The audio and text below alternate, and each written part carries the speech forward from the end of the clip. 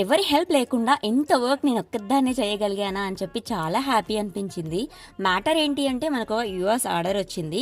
50 scrunchies XXL scrunchies అయితే అడిగారనమాట.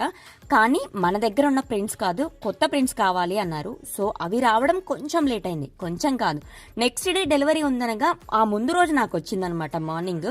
So ఆ రోజు కూర్చొని కటింగ్ అంతా చేసుకొని నైట్ 3 o'clock వరకు స్టిచ్ చేసి next day morning remaining work చేద్దాం అనుకున్నాను. కానీ నా బ్యాడ్ లక్ అదే రోజు మా మేడ్ కూడా హ్యాండ్ ఇచ్చింది. ఇంకేముంది, ఇంట్లో పనులు, పిల్లలు, వంట, ఈ వర్క్ స్ట్రెస్ అన్నీ కలిపి చాలా స్ట్రెస్ అనిపించింది.